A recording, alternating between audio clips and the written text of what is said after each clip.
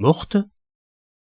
Il était tellement sûr de la réponse qu'il fronça les sourcils, méfiant, en voyant Jouve lui adresser un signe négatif.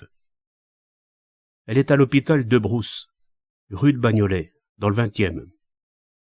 Petit, j'ai habité dans le 20e arrondissement avant que tu sois né, avant que l'idée soit seulement venue à tes parents qu'ils pourraient un jour se rencontrer pour te faire.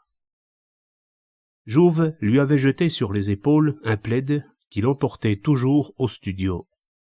Car Mogin sortait, en âge, les phares fondus par la sueur, de la fournaise des projecteurs. En fin de compte, ce matin, on avait tourné la scène, non pas 2, mais 5 fois, et c'était sur sa demande qu'on avait recommencé. La première fois, à cause de sa partenaire, qui, maintenant qu'elle connaissait son rôle, avait manifesté son effroi trop tôt. Une autre fois, quelqu'un avait été pris d'une quinte de toux, et, enfin, c'était Mogin qui s'était senti mou, distrait. Les projecteurs éteints, les visages devenaient gris, les vêtements ternes, et le studio ressemblait à une gare après un bombardement. Les commanditaires montaient dans leur auto. Les autres se dirigeaient, par groupes, vers la cantine. « On essaie les raccords cet après-midi ?» questionna l'agneau. « Si t'es trop fatigué, je ferai aujourd'hui ceux pour lesquels je n'ai pas besoin de toi. »« Je ne suis pas fatigué. » Au fait, il n'avait pas eu de crise. Enfin, de vraie crise. Une ou deux fois, il s'était senti chaviré. Mais c'était passé tout de suite, et il commençait à croire en la drogue de Biguet. « Allons dans ma loge, petit. »« Vous ne mangez pas un morceau ?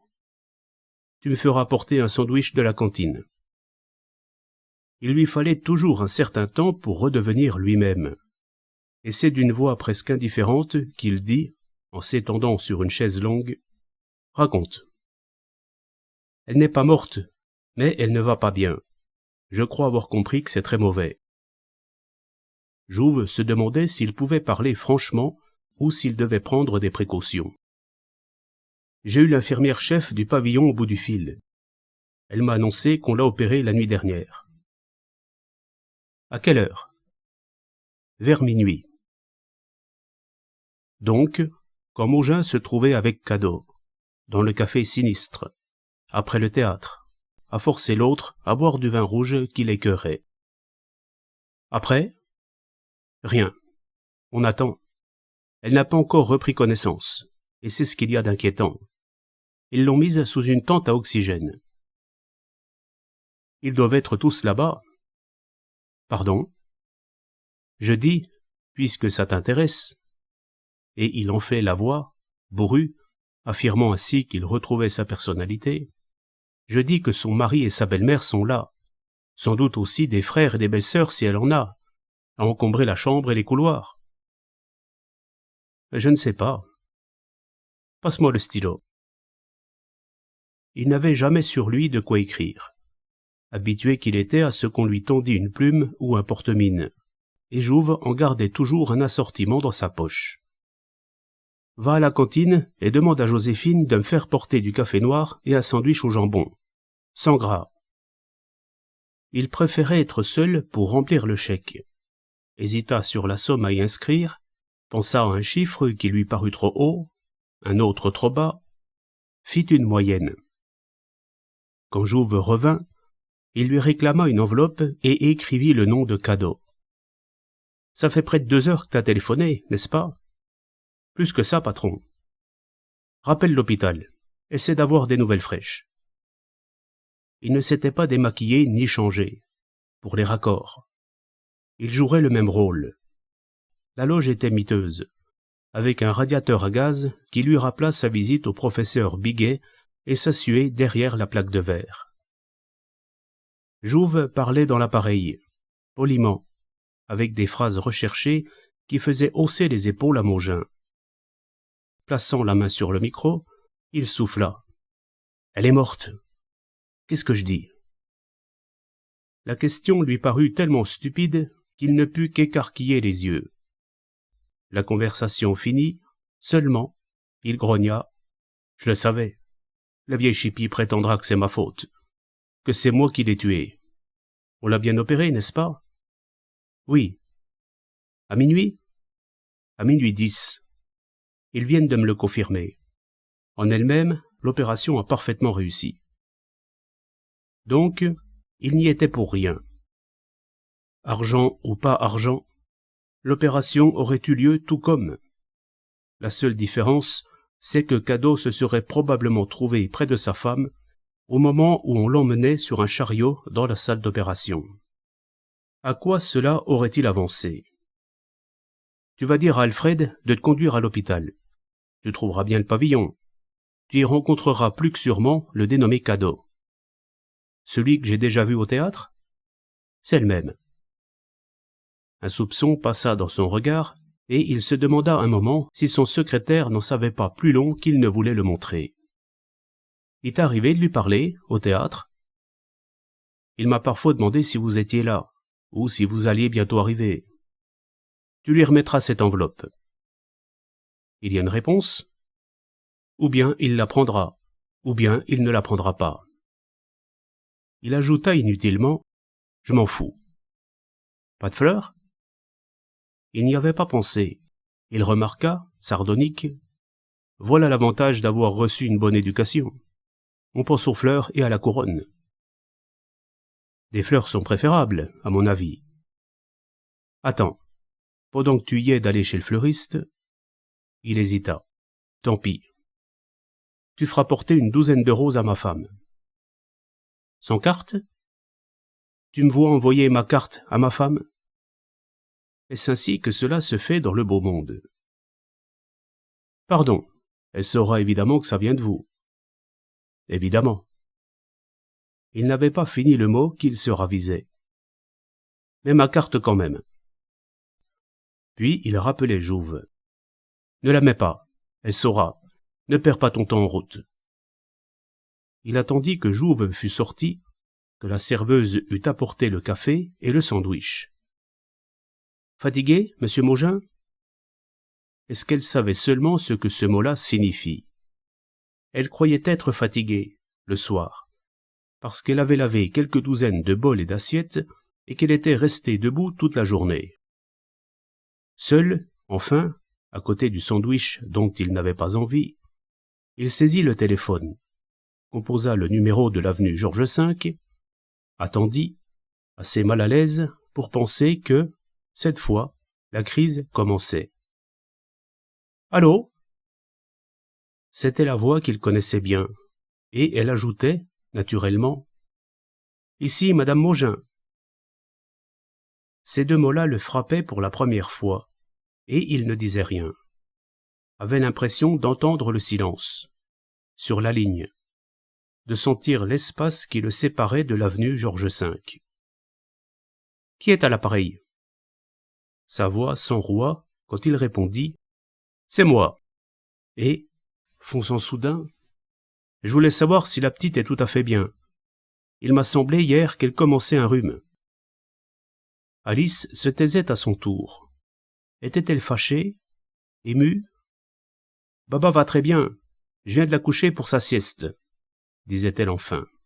« Tant mieux, tant mieux. » C'était stupide.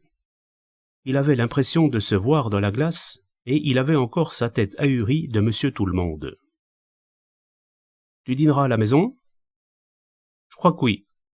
On vient de tourner la fameuse scène, tu sais. »« Content? »« Très content. » Il avait conscience d'avoir réussi, ce matin-là, une des plus belles créations de sa carrière. Des millions de spectateurs seraient empoignés. Des gamins, qui allaient à l'école aujourd'hui, la verraient dans 10 ans, dans 20 ans, une fois grands, et on leur dirait « C'est un des rôles les plus étonnants de Maugin. » Du grand Maugin. On l'appelait déjà ainsi. Plus tard, avec le recul, il grandirait encore. Est-ce qu'Alice en avait conscience? Il n'avait presque pas bu, ce matin. Ses idées n'étaient pas troublées par le vin ou l'alcool. Il était à froid. Ne pourrait-il pas lui faire comprendre que cette scène par exemple, qui ferait probablement époque dans l'histoire du cinéma, et dont les électriciens et les machinistes étaient en train de s'entretenir à la cantine, il ne l'aurait peut-être pas réussi si, la veille, et il n'y avait pas que la veille, il y avait les fois précédentes, il y avait toutes les autres petites saletés. On disait le grand Mogin. On disait un chef-d'œuvre. On écrivait les mots humains, poignants, et les imbéciles qu'il avait vus la nuit faire le clown rue de Presbourg, cela lui était égal. Mais il aurait aimé savoir s'il n'avait pas fait trop de mal à Alice. L'appartement lui semblait lointain et vide. Il l'y sentait sans protection, sans rien. Plus exactement, pour la retenir. Ne se demandait-elle pas, elle aussi, ce qu'elle faisait là? La nurse, Madame Lampargent, était froide comme une vertu théologale, occupée de préséance, indignée quand la femme de chambre ne lui parlait pas à la troisième personne. La cuisinière... Allô? Oui. Tu es triste, petite? Non. Il se montrait gauche, balourd. Il se sentait coupable, et, en même temps, il avait l'impression qu'on commettait une injustice à son égard. Pas spécialement Alice. Et encore. Pourquoi, par exemple, cette petite Baba était-elle d'un autre? D'un homme qu'il ne connaissait pas, qu'il ne voulait pas connaître, mais auquel, elle pensait sûrement chaque fois qu'elle regardait sa fille. « Ici, il pleut, » dit-il en fixant les vitres. « Ici aussi. Je vais te laisser. » Puis, un mot bête, qu'il aurait fait hausser les épaules, si un autre l'avait prononcé devant lui. « Soigne-toi bien. » Il avait oublié de lui annoncer les fleurs. Il était à nouveau seul, et il se mit à grignoter son sandwich d'un air dégoûté. Tout à l'heure, après la scène ratée par la faute de sa partenaire, la jeune fille était tellement effondrée qu'on s'était demandé si elle allait pouvoir continuer. Il l'avait emmenée, une main sur l'épaule, vers les lointains déserts du studio, et, tandis qu'ils erraient tous les deux, elle un mouchoir à la main, parmi les décors démantibulés, il lui racontait une histoire, comme à une petite fille, pour la remonter. Peut-être, au fond, était-ce un tout petit peu pour se remonter lui-même aussi? Cela l'empêchait en tout cas de penser à sa crise. « Vous êtes déjà allée à la foire du trône, petite ?» Il avait essayé de lui faire comprendre pourquoi ce n'était plus la foire d'autrefois, quand les haut-parleurs n'avaient pas encore remplacé les limonaires aux personnages en bois peint qui battaient de la grosse caisse et que les manèges étaient éclairés par des lampes à arc qui vous crevaient les yeux. C'est là, dans une horrible baraque en toile peinte, que j'ai paru pour la première fois en public. J'avais 17 ans. Elle le regardait, surprise, oubliant le rôle qu'elle allait jouer à nouveau dans quelques minutes et sa carrière qui en dépendait. J'étais aussi grand qu'aujourd'hui, presque aussi large. Et, ce soir-là, j'avais faim. Quand j'avais faim, rien d'autre ne comptait. Un gros beefsteak et des frites. Pendant des années, ça a été mon idéal.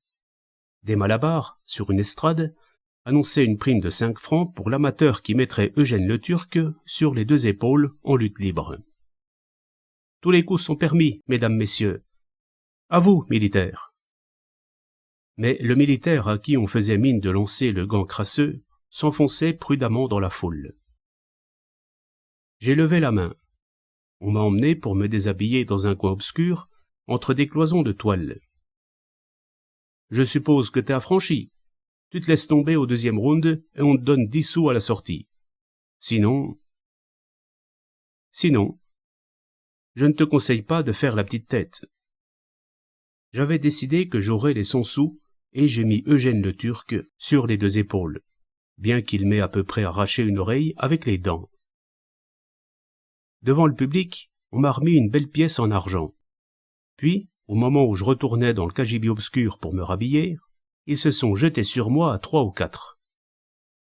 Non seulement ils m'ont repris la pièce que je venais de gagner, mais encore un couteau presque neuf que j'avais en poche. » Elle le regardait comme les enfants qui ne veulent jamais croire qu'une histoire est finie.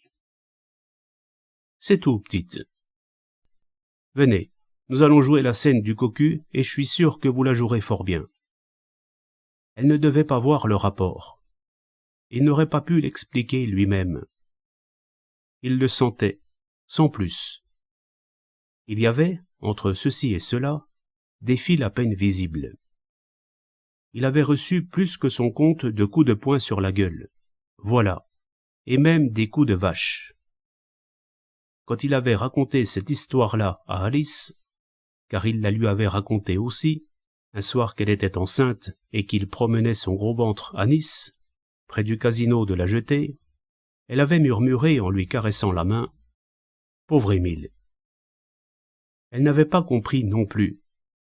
Ou, plutôt, chacune comprenait son histoire autrement, comme elle pouvait. Est-ce parce qu'il ne la racontait jamais à des hommes? Alfred, le chauffeur, par exemple, réagirait sûrement en sifflant, une flamme amusée dans les yeux. Les vaches! Jouve, comme cadeau, s'étonnerait. Vous ne vous êtes pas plaint à la police? Et ces deux-là ne penseraient sûrement pas que le couteau, dans sa poche, était à cran d'arrêt. Yvonne de Lobel, sa première femme, avait dit entre ses dents, en le regardant d'un air excité, « J'aurais aimé devoir te battre avec ce sauvage. J'espère que tu lui as fait bien mal, au moins. » Est-ce vrai que, dans ces luttes-là, on a le droit de tordre les parties? Elle ne s'était pas retenue longtemps de prononcer le mot tout cru. Et pourtant, les journaux l'appelaient la grande dame du théâtre. C'était réellement une grande dame à sa façon. Une grande madame. Et aucune actrice, aujourd'hui, n'osait prétendre l'égaler en talent. Il lui avait fait du mal, à celle-là aussi. Certains des vieux admirateurs d'Yvonne de Lobel murmuraient encore que c'était lui qui l'avait tuée. L'envie lui venait de composer à nouveau le numéro de l'avenue Georges V, de parler à Alice. Dans le placard de sa loge, à 2 pas de lui, il y avait une demi-douzaine de bouteilles pleines de vin rouge. Et personne, à cette heure-ci, n'oserait le déranger. On n'aurait pas besoin de lui sur le plateau avant 2h30, et tout le monde savait que c'était le moment sacré de sa sieste. Il s'était détendu, comme pour s'assoupir. Ses yeux mi-clos fixant le rougeoiement du radiateur à gaz qui lui brûlait un peu les paupières. Il s'aperçut qu'il avait machinalement croisé les mains sur sa poitrine. Pensa qu'on avait dû joindre de la même façon celle de Viviane, qu'on avait joint jadis celle d'Yvonne, qu'on lui en ferait autant un jour, et il changea vite de position. Est-ce que Cadeau allait refuser le chèque? Ou bien continuerait-il à venir le taper de temps en temps, dans les couloirs du théâtre, avec une morne obstination? Qu'il accepte ou qu'il refuse, il y aurait des gens, plus tard, ne fût-ce que la grand-mère, pour raconter aux enfants, en leur montrant son portrait, « Cet homme-là, la nuit où ta maman est morte, il avait rencontré Viviane une seule fois, un soir que Cadeau la lui avait amenée au théâtre, peu avant leur mariage, pour la lui présenter, comme s'il attendait sa bénédiction, et il serait incapable de la reconnaître, sinon, peut-être, à cause de ses yeux qui louchaient. Si Cadeau acceptait le chèque au lieu de le lui retourner avec indignation, il était de taille à l'inviter à venir voir sa femme dans la chambre mortuaire et à se froisser s'il n'y allait pas. Même des journaux habituellement gentils avec lui avaient trouvé le moyen de glisser une note malveillante, jadis, parce qu'ils n'avaient pas assisté aux obsèques d'Yvonne de Lobel. Or, quand elle était morte, il y avait près de 3 ans qu'ils étaient divorcés, et qu'elle vivait avec un autre. Elle, en tout cas, si l'on se préoccupe encore de ces questions-là dans l'autre monde, devait avoir compris. Elle avait déjà compris une bonne partie de son vivant, mais pas tout. Peut-être était-il comme ça, lui aussi, lucide pour ceci, aveugle pour cela, et faisait-il souffrir sans le savoir? D'Yvonne ou de lui, qui avait fait le plus de mal à l'autre? Elle était célèbre, et il ne l'était pas quand ils s'étaient connus. Cela, tout le monde l'avait souligné. Beaucoup la considéraient comme l'égale de Sarah Bernhardt, alors qu'il jouait encore les comiques dans les revues de music-hall. Seulement, elle avait 45 ans sonnés, et il en avait 30 à peine. Elle n'avait vu en lui qu'une sorte de taureau magnifique et puissant. « Vous êtes un type, Maugin », était-elle venue lui dire dans sa loge. « J'avoue que je suis désireuse de mieux vous connaître. » Elle était petite, menue, d'une extraordinaire délicatesse de traits, d'une distinction que les courriéristes qualifiaient d'exquise.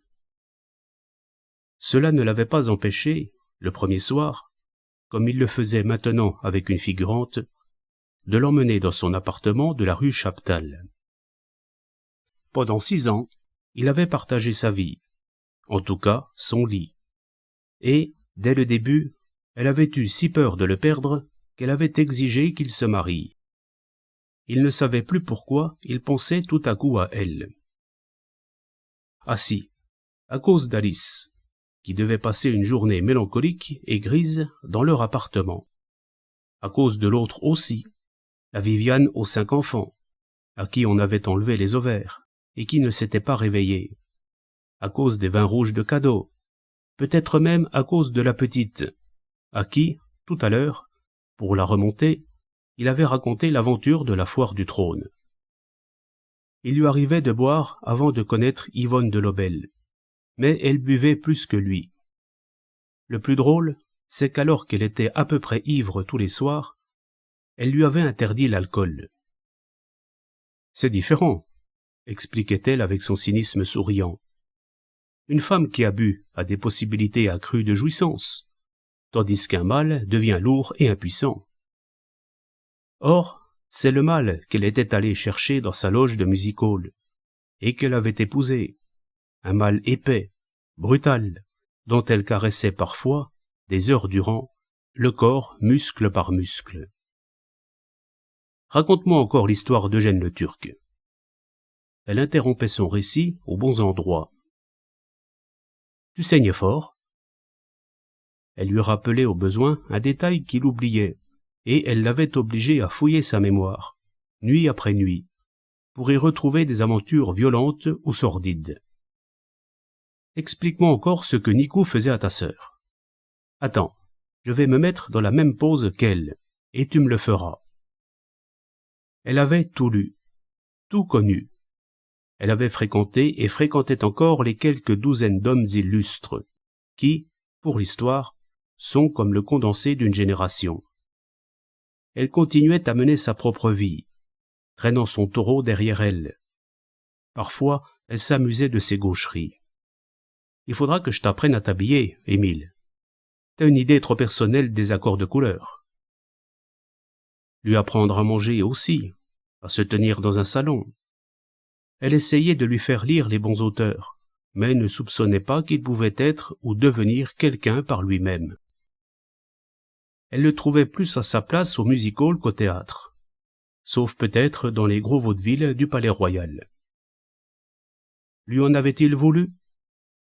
Longtemps, il avait cru, comme tant de gens, qu'elle était en quelque sorte sa bienfaitrice, et il craignait tellement de la peiner qu'il se retenait de trousser les bonnes comme il en mourait d'envie.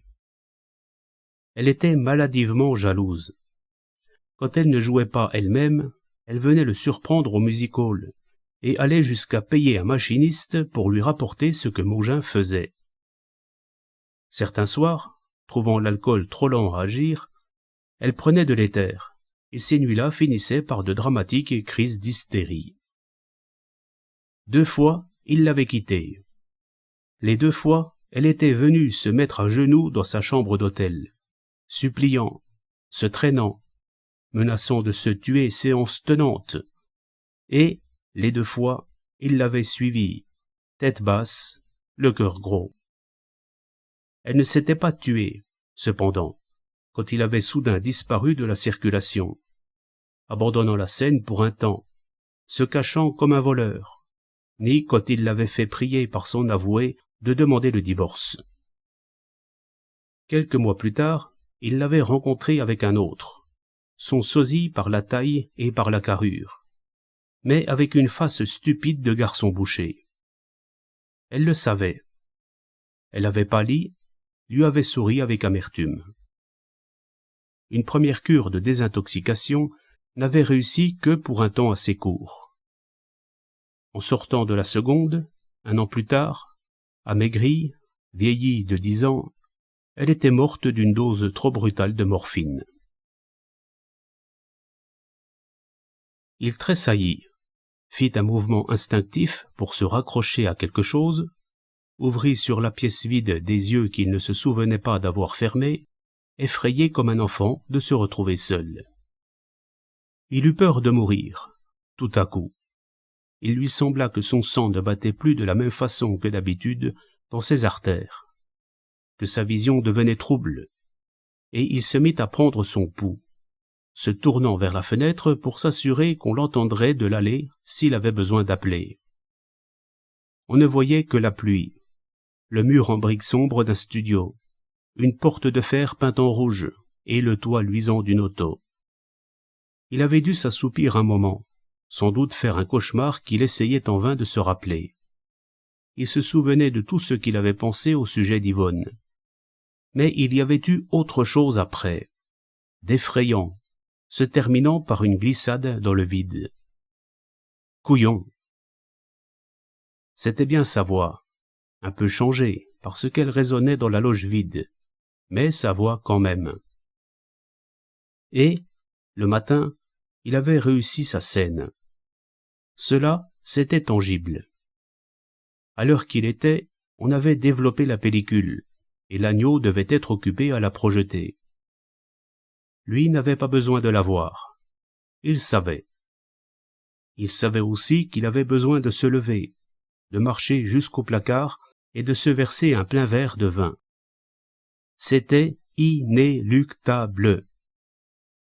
Il venait, à l'instant même, d'en avoir la preuve. Yvonne de Lobel, encore, le lui avait démontré la première. Cela s'était passé un dimanche, qu'ils ne jouaient ni l'un ni l'autre. Un de ces dimanches glauques qu'on a l'impression de regarder à travers une boule de verre. Ils étaient sortis, contre leur habitude, et elle avait choisi un fiacre, un de ceux qui promènent les amoureux et les jeunes mariés au bois de Boulogne.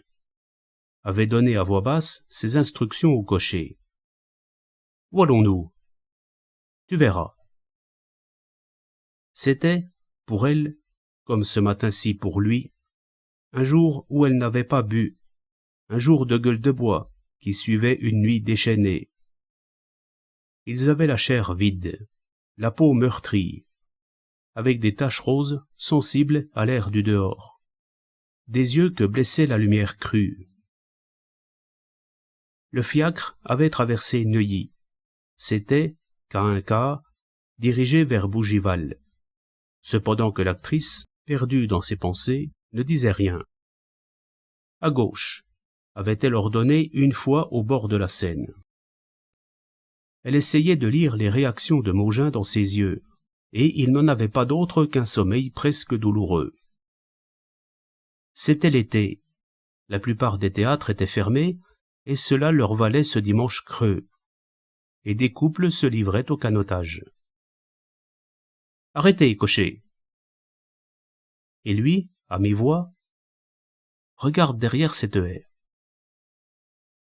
Il voyait une maison blanche, spacieuse, immaculée, avec des volets verts et un toit d'ardoise, au milieu d'un jardin aux pelouses soignées, aux allées ratissées avec soin. Qu'est-ce que tu penses ? Il ne savait pas, se demandait où elle voulait en venir. Ce sont des gens que tu connais ? C'est la maison dont j'ai toujours rêvé, dont je rêvais déjà quand je n'étais qu'une petite fille. Elle est à vendre ? Je l'ai achetée. Alors, je l'ai revendue. De sa voix sourde, mais ardente, contenue, qui avait fait d'elle une incomparable dame aux camélias, elle expliquait, une main crispée sur son bras, sans quitter le fiacre, pendant que le cheval reniflait la verdure. C'était 5 ans avant de te connaître. Je suis passé ici et je l'ai vu, exactement pareil à mon rêve de paix, de beauté sereine. Elle n'était pas à vendre, et j'ai remué ciel et terre pendant des mois jusqu'à ce qu'on me la cédât. Puis j'y ai apporté tout ce que devait contenir ma maison idéale. Elle l'avait soudain regardé avec impatience, avec, peut-être, un soupçon de colère. Tu n'as jamais rêvé d'une maison au volet vert? Je ne m'en souviens pas, non. Quand tu étais petit. Il préféra ne pas répondre. C'est vrai que toi, t'es une brute. Tu n'as jamais non plus eu envie d'une femme douce qui te donnerait des enfants. Il se taisait toujours, renfrogné. Peut-être auras-tu ça un jour, ricana-t-elle. Et, presque furieuse, je suis venu. J'ai essayé de vivre ici. La première semaine, j'ai hurlé de désespoir. La seconde, je me suis enfui, et je n'ai jamais remis les pieds entre ces murs. Il avait bu ses 2 verres de vin et hésitait à reboucher la bouteille. Tu comprendras plus tard, avait-elle soupiré, dépitée de son dimanche gâché. Filez, cocher, à Paris. Dans la foule, dans les lumières, dans la fièvre. Avant qu'ils aient parcouru 2 kilomètres, elle s'était arrêtée pour boire dans une guinguette. Voilà. On avait dit d'elle, on disait encore, l'inoubliable artiste. On disait de lui, le grand Maugin. Il plaisanta platement, s'adressant à la bouteille. Viens ici, petite. Et, avec l'air de lui tordre le cou, il faisait couler le liquide bleuâtre dans son verre. Qui est là? Moi, patron. Il ne se rappelait pas avoir fermé la porte à clé. Le chèque? Questionna-t-il à Jouve une fois entré. Quel chèque? Je veux dire, la lettre. Vous avez dit qu'il n'y avait pas de réponse. Il l'a acceptée? Il l'a prise, oui. Il savait de qui elle était? Je le lui ai dit. D'ailleurs, il m'a reconnu. Qu'est-ce qu'il a raconté? Où était-il? Dans la cour de l'hôpital, avec la vieille Cadeau et une femme qu'il m'a présentée comme sa belle-sœur. J'ai oublié son nom. Il pleurait? Il avait pleuré, ça se voyait. Ses yeux étaient rouges, son nez aussi. Ils tenaient chacun un parapluie à la main. C'est tout? Il m'a prié de vous annoncer qu'il n'a pas encore pu fixer la date de l'enterrement, mais qu'il vous la fera savoir. Il n'a pas ouvert l'enveloppe devant toi? Il en a eu envie. Il a failli. Mais la vieille dame lui a adressé un signe, en lui désignant la belle-sœur. Au moment où je m'éloignais, il a couru après moi pour me dire qu'il comptait sur moi aussi. Pour quoi faire? Pour assister aux obsèques. Eh bien, tu vois, c'est gentil ça. Il a eu des remords de ne pas t'avoir convié. C'est sa tournée à cet homme. Patron. Jouve le regardait d'un air soudain anxieux. Quoi? Qu'est-ce qu'il y a? Rien. Vous m'aviez paru tout drôle, il y a un instant. Et maintenant? Je ne sais plus. Non, c'est fini. Vous avez eu mal quelque part? J'ai eu mal au volet vert, monsieur Jouve. La bouteille était encore là, et le verre. On n'a pas commencé les raccords? Prononça le secrétaire, faute d'oser parler de ce qui le préoccupait, et par crainte du silence. Comme tu vois. À propos, j'ai envoyé les roses avenue Georges V. Des roses, oui. Il avait parlé sans savoir. Le mot, après coup, le frappait. Ah, les roses. On ne pouvait deviner s'il était ironique, amer ou seulement songeur.